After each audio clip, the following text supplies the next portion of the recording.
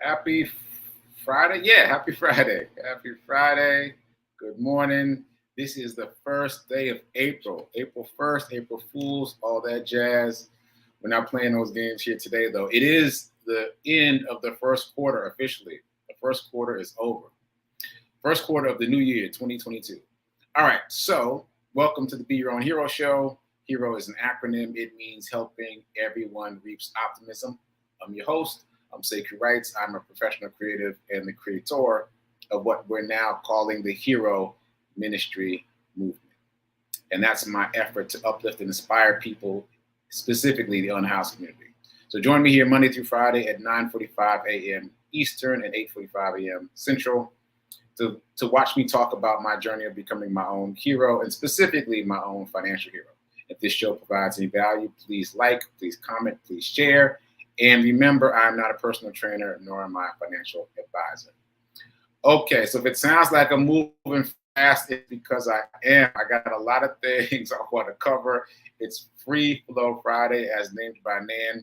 So I'm going to be a little bit in the flow, as Linda would say. I'm going to be a little bit in the flow today. So first of all, shout out to my friend Corby, college roommate, high school friend. Anyway, he sent me a screenshot. He was watching the show on YouTube yesterday, and he sent me a screenshot of me pointing back at my display here, which has grown since yesterday. So I'm just going to call this a metal tree. I don't know what it's called exactly, but I'm going to call it a metal tree because it kind of looks like a tree. I've added another metal. You see this one, this big 3-0 over here is a Spelman and Morehouse medal. So I graduated from Morehouse. Spelman is basically our sister school. So I've got this big 5K medal. And that cup up top there is literally my first 5K. It says hammer down race. And that's a hand holding a hammer, right? This was my first 5K. They didn't have medals. They had cups. This was before I was even aware of medals, really. So it's my first 5K. I'm going to tell that quick story. So I saw the sign Friday night in a restaurant, and it was for the next day, early in the morning, that next day, Saturday. And I hemmed and hawed, and I debated, changed my mind several times, and finally decided to just go. And I showed up for that 5K in street clothes. So what I mean by that is I was wearing clothes that you would wear to go to Sam's or to go to Kroger or to go to the neighborhood grocery store. I was wearing street clothes. I had on cargo shorts, a t-shirt, and church socks, and some regular sneakers. And when I got there, I looked so regular. I didn't realize this at the time. I realized this later, but I looked so regular that people didn't react to me as a runner because I didn't look like a runner. So they didn't give me the things that you typically get when you're a runner. Like, you get a bib. Do I have one? Yeah, here's a bib. So here's a bib from my most recent run in Montgomery, Alabama. So the bib, which is funny because, okay, there's a lot of things, a lot of stories to tell. But anyway, they didn't give me a bib, and no one really greeted me the way they were greeting the other runners. And I was kind of trying to get the lay of the land. I was still thinking I might just fade away because I had street clothes on. I could just walk away.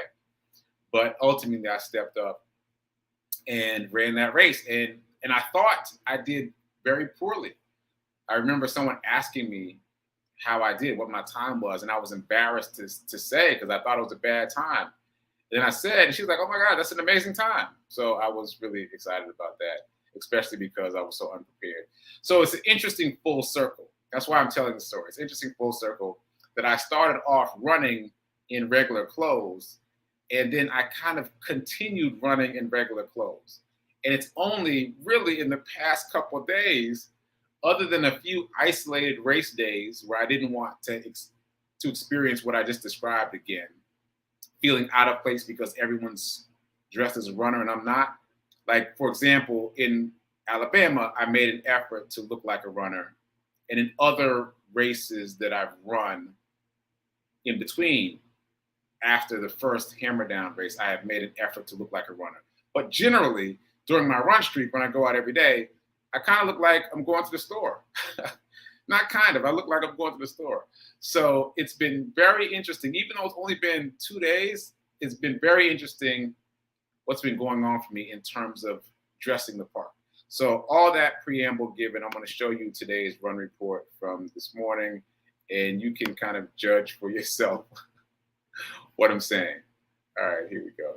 Day 305. I've been running every day, at least a mile a day for now, 305 consecutive days in a row, outdoors in the elements. Today, it's 41 degrees. Yep, still 41 degrees. Brick out there. And as you see, I'm not wearing my hoodie, my hero hoodie. That's a big shift for me because what I found is that first half mile, you feel all the weather. You feel all of the weather, all of it, all the weather related stuff, 100%. It's only after that half mile that your body starts to warm up enough that you can shake off that 41 degrees. So it's a commitment. It's a commitment to get out here and run dressed for how your body's going to feel, not for how your body's feeling right now. Yeah. And I realized that for the most part, I've been avoiding that by wearing a hoodie. I'm not knocking it, but I'm just saying I realize now that I've been avoiding dressing for the then. I've been dressing for the now. I'm cold now. It's 41 degrees. Let me put my hoodie on. And then also I can pull my hands into the sleeves of the hoodie to warm my hands up a little bit. I can put the hoodie on. I can keep myself much more comfortable. This being dressed as a runner is much more of a commitment than I ever even realized. And this is day 305. I've been doing this for a long time now, and I hadn't made that connection. Yeah, this is a commitment. You have to commit to where you want to be, where you're going to be, where you expect to be versus where you are now. Isn't that a life lesson? Wow. Add that to the list of life lessons from my run streak. You got to commit to where you expect to be, not where you are now. Yeah. All right, I'm gonna end on that. I gotta drink that in for myself. All right, check me out on my show, the Be Your Own Hero Show, Monday through Friday, 9:45 a.m. Eastern, 8:45 a.m. Central, 7:45 a.m. Mountain. And today is Freeflow Friday, so there's no telling what I'm going to say on the show today, but we're definitely going to be talking about wealth, abundance, the stock market, and how you can become your own financial hero. So check me out on Facebook and YouTube in a few minutes. The link is in the bio. Later.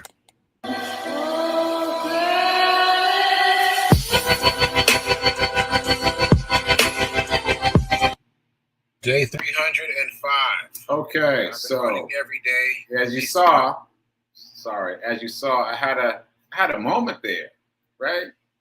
I had a moment there, like thinking about being prepared for where you want to be and committing to it, shedding the hoodie in real life terms and committing to, I'm going to do this run. It's going to heat up my body. And so I'm dressing for that future eventuality versus dressing for the now. So I realized that I was doing a little bit of hiding in my run streak. And I'm just realizing that in the 300s of my run streak, like I was hiding in that I could easily just step off of the run and go into a store or get into a car and no one would ever know. Like there was nothing about the way I dressed that identified me as a runner, really. I just looked like I was running errands. And so I was still hiding a bit from the designation of a runner in my dress, in the way I presented myself. And how interesting is that all these many days later, 300 some odd days in, that I was still hiding in a sense. It reminds me of when I bought my first pair of real sneakers during this process. And I was talking to Antoine. Antoine is the guy who inspired me to do a run streak at all. He's a member of Black Men Run. And when I met him, the first day I met him, he was talking about he was on day 900 and something. And I was like, what? That's 3 years. He's like, yeah. So he inspired me to even attempt a run streak. And you know, as you know, if you've been following the show, my original goal was 30 days. And I'm well beyond that. But in those early days, I was just wearing clothes. I mean, right back to the story about my first race. I was just wearing street clothes, and I wasn't really. Anyway, so back to the story about the shoes. Sorry. So I was getting the shoes, and I mentioned to Antoine, who was in the store, that I felt official, and the salesman who was selling the shoes was like, he interrupted to say, no, if you've been running for over 200 days in a row, which was close to my number at the time, then you are an official runner. You've been an official runner. You just haven't realized it yet. And even after that, I continued to just get the sneakers, but continue dressing like I was going to the store. So there's something really happening for me over these past couple of days in terms of just owning it, in terms of wearing the clothes that indicate to the world, to anybody that sees me, oh, he's a runner. So anyway, there's something happening with that for me. Also, shout out to all the people in the chat. I see you, Diego. I see you, Gladys. I see you, Tim. Yeah, Tim. Let me put this up on the screen. 3 years. He said 900 days, all casual, but you do the math, like 3, 6, 9. I was like, wait, 3 years? And now, sidebar, but it's Freeflow Friday. Sidebar, I was running with him the other day, and I was very excited because I was on day 299. I was like, yo, man, tomorrow is day 300. He's like, oh, that's amazing. I'm on 1,300. Add 1,000 days to my 300. I was like, okay. Which is another life lesson that I've learned from so many thought leaders. You have to surround yourself with people who are on a trajectory higher than yours, because they will pull you up. So it's amazing to be around people who are doing so much more than what I'm doing, because that pulls me along. He told me he was on day 1,300, and then he introduced me to, he made me aware that someone else that we both know in that room, one of the other runners, is on year 6 of every day, year 6 of a run streak. What? I don't even know how many days that is. So they say in wealth that your income will be $2,000 to $3,000 removed from your circle of 5 people, the 5 people that you're closest to. And so it's very much similar. It's very similar in other areas of aspiration. Like if you are trying to level up, you need to surround yourself with people who are already at a higher level and let them pull you along. So, yeah, that's what's happening for me in terms of the run streak, in terms of Blackman Run, in terms of Fleet Feet Nashville. Shout out to Fleet Feet for the half marathon and marathon training. Like I'm surrounded by people who are doing so much more than what I'm doing that it pulls me along. It makes what I'm doing feel like regular, you know? And so that helps me stay in it. Okay, yet another lesson from this run streak. Okay, so like I said, Freeflow Friday, it's gonna be what it's gonna be. So I talked about today, the fact that today is day 305. I showed you the run report, which is available on all the social medias. Just a reminder, the run reports go all the way back to, I think, June of 2021. So you can get lots of binge watch content in there. I am fascinated by any of the previous run reports because I don't remember saying any of the things. So I don't even remember what I said this morning. So when I look at the old run reports, I'm like, wow, that's what was going on with me that day. So anyway, if you want to see them all listed, they're all most concisely on TikTok because that's basically the only thing I post on TikTok. But they're all over my social media. So if you feel like binge watching some run reports, check it out. They're only 2 to 3 minutes each. Anyway, that's another sidebar in the flow. Okay, so Hero Ministry Movement news. What else do we have to report? Oh, envelope challenge, actually. Envelope challenge. So I've got some news about the envelope challenge, and I'm not moving along here quickly, so I'm gonna pick up the pace again. So let's roll the dice.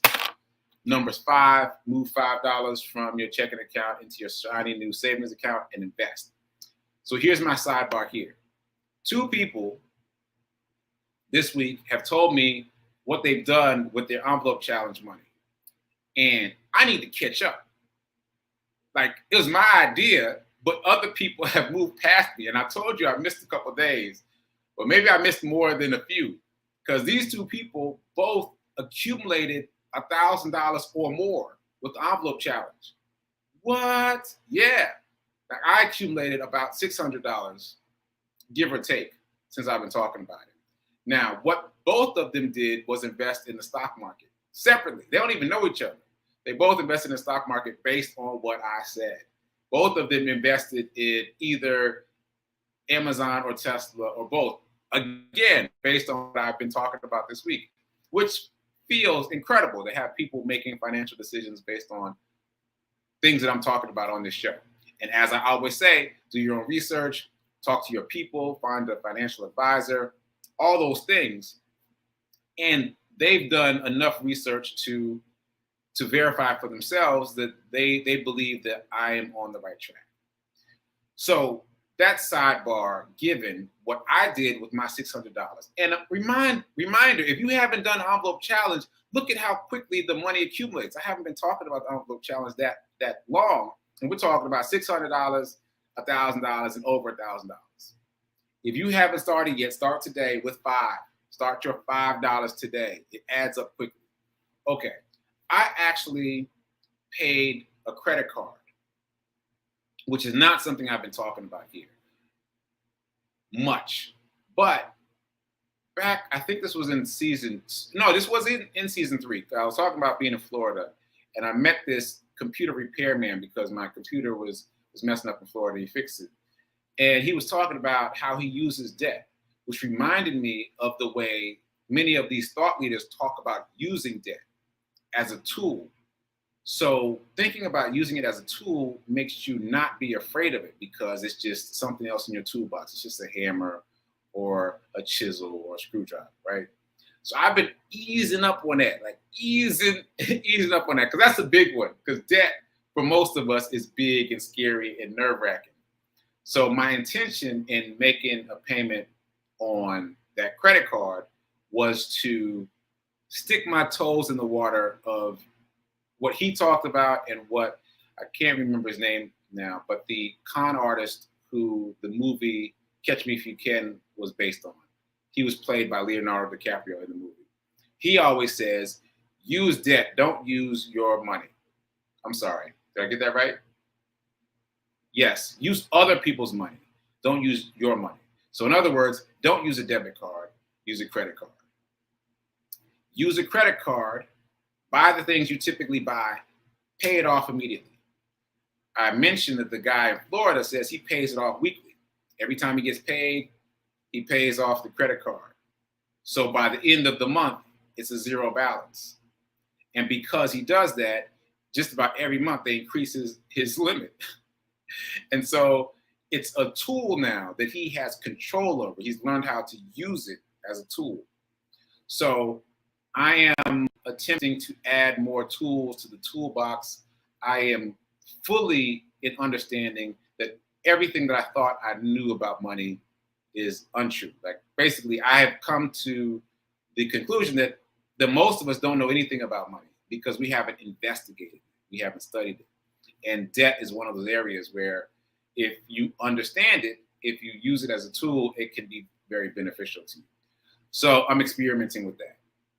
So I'll keep you posted. But in the meantime, I'm very proud to report that 2 people have invested $1,000 or more in the stock market based on the money that they were able to set aside because of the envelope challenge. So where you at? Roll your dice, or just watch me roll my dice and put that money away and invest it. That's how you get the money to invest. Okay. Or in my case, pay down some debt in order to use another tool. So I think now that I've done that for that envelope challenge, I'm gonna start a new envelope challenge for something else, like another purpose for the next round. And I think 600 is gonna be my number. I'm gonna run up another 600 and do something else with it. Okay, so that said, if you haven't started yet, start the envelope challenge, $5 today. Okay, so Morning Zen, I've been talking about the 7-day mental diet by Emmett Fox. If you haven't read it yet, read it. It's like a couple bucks on Amazon. I'm sure you can find it for free as a PDF. It's a really old book, but get it, do the work. And there have been a few things that stood out for me, but I want to circle back to the test I asked you to take yesterday. Test is probably too strong a word. I didn't mean to add any anxiety, but the exercise. Yesterday's exercise, once again, was to fill in the blank on 4 sentences. Fill in the blank on 4 sentences. So sentence number 1 is life is. Life is, fill in the blank. Number 2, people are, fill in the blank. People are, fill in the blank. Number 3, I am, fill in the blank. I am, fill in the blank. Those 3 are from the book. I added my own. The 4th one is money is, fill in the blank. Money is, fill in the blank. So the author calls these global generalizations. And these global generalizations basically determine how you experience the world. They determine how you see the world around you. So if you wrote or thought any negative words to complete those sentences, then your task is to flip it. First of all, don't judge yourself. Be gentle with yourself. It's all good. But use that as a baseline for where your subconscious is. Whatever that first word that popped up is what your subconscious really feels about life, people, you, and money. So that's a good barometer of where you are subconsciously, not consciously, but subconsciously, right? So if any of those words were negative, then you have to flip it. And so the exercise in the book is to write 5 positive words. So basically, life is great, life is wonderful, life is meaningful. Like do that 5 times, and then do that for each of, I'm gonna say each of the 4 categories. So 5, 10, 15, 20. So you wanna write down life is and fill in positive words 5 times and write it out longhand, like not on your computer, which is what I did. But it's better if you do it on longhand. It's better if you write it longhand. It connects with you better. So life is, write 5 positive words, or write life is 5 times with a positive ending. People are 5 times with a positive ending. I am 5 times with a positive ending. And money is 5 times with a positive ending. So this exercise is important primarily because it puts you in direct contact with what your subconscious feelings are about those 4 things. And that can be surprising because, again, the conscious mind is only 10% of what we do and think and feel. So you're getting in direct contact with that 90%. And if those words that came up surprised you, then you may have some work to do to get to your subconscious mind to shift things. All right? Oh, Fee King is putting in some great sentences. Life is a beautiful journey, for example. That's a good one. Okay, so that's what's happening with the 7-day mental diet. I also want to remind you of something that I really kept with me all week. It was from, I believe, the first day of the 7-day mental diet. Cheerful versus fearful. Cheerful versus fearful. I like it because it's easy to remember, it rhymes, and you can keep it with you all day. And you just have to remind yourself, as I've been reminding myself, to be cheerful versus fearful. And the way I've done it is, if I'm not feeling fearful, but my feeling tone is low, I just ask myself, but are you cheerful? No? Then get cheerful. Like the fact that you're only operating with 2 options forces you to make those buckets of feelings bigger. Like basically, is your feeling tone a positive charge or a negative charge? And if it's a negative charge, move it to a positive charge. No matter what's going on in the world, no matter what's going on in the news, no matter what other people are talking about, you are in control of you and how you react. So move yourself to a positive charge constantly. Because another thing it says in the 7-day mental diet is that you moving yourself to a negative charge becomes a habit, which means it's controlled by the 90% of your mind that's subconscious. It's just a habit to turn towards the negative. It's a habit to turn towards the things that make us sad and stressed and worried. So you have to consciously pull yourself away from that and point yourself at cheerful. So I invite all of you this weekend to practice that. Just keep those two words in mind. Am I cheerful or am I fearful in this moment? And keep leaning towards cheerful. Also, more homework. Write out these sentences. And I'm trying to make it easier than what's in the book. Because I want you to do it. So I would suggest write out the sentences at least once, right, for the test. That was the test to measure where you are subconsciously. And then write positive words, at least one for each of those sentences, like to cancel it out. There's this phrase, cancel, that I grew up with, but I think it comes from neuro-linguistic programming. So the idea is to cancel it, but also to replace it. So in this case, if you've done the exercise and you got negative words, you got to cancel it, but then also replace it with something positive. If you don't replace it with something positive, you haven't really changed the feeling tone, the energy. Okay, so moving on to something else. I'm trying to fit a couple more things in before I run out of time. I mentioned this book, As a Man Thinketh, by James Allen. This book was written in 1902, 120 years ago. So first of all, I'm excited to be referencing that floated up in my consciousness, this quote from this book from 120 years ago. And this, again, is the quote that floated up. Tempest-tossed souls battle to gain success, but success avoids the unstable. That really resonates with me. You got to be stable, and then you attract wealth, you attract abundance, you attract all the things you want. You don't chase it, you attract it. You don't chase it, you attract it. Okay. So what else can I fit in here? We also talked about intentional scrolling this week, and that is simply curating your social media feed so that you are fed in a way that you wouldn't be otherwise, so that you can avoid comparing yourself to other people in your social media feed. And I mentioned that I do that in a couple different ways, including creating an intentional account where on that account, I only follow thought leaders. I only follow wealth and abundance people. So that when I go there, I'm fed well in terms of wealth and abundance. So I want to talk about that. And I'm running out of time. All right, I guess the last thing I'll mention that we talked about this week is the $50,000 bill that Reverend Mel brought back from Brazil. $50,000 bill that's worth what? Zero. Worth zero. It's worth nothing.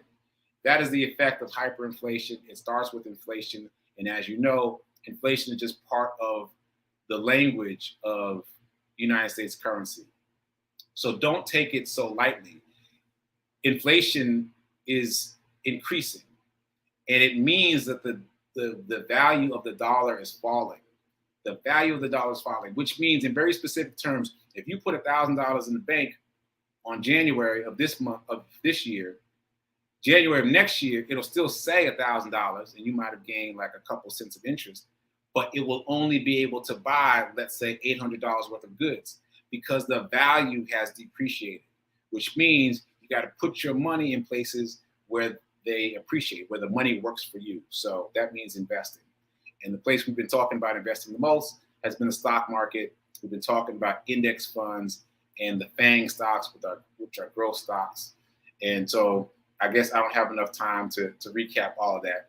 but you must invest. And we've learned together that the stock market isn't the big, scary place that it's made out to be. If you know what you're doing, and we're learning what to do, you can and should make a lot of money in the stock market. You can invest for your future and for your future generations. Okay, I ran out of time. I didn't get to talk about everything I wanted to talk about. It might be a free flow Monday, but over the weekend, I wanted to talk about the how-to guide. All right, next week, how-to guide. Over the weekend, write out those sentences. Life is, people are, I am, money is. Right? Know where your subconscious baseline is and push towards a more positive place. Okay, stay tuned for prayer time that I've already eaten a little bit into the time of. And stay tuned for Sit with Rev Melissa at 10:30 Eastern time. And I'll be producing, and I might pop in to say a word or two. Okay, so let me get out of here. I'm just hanging out. Today. Maybe I don't want the week to end. So enjoy your weekend. Keep doing. Be a hero. Be your own financial hero. Remember that now is better than perfect in terms of investing. Go invest now. Don't wait. I'll see you Monday. Bye.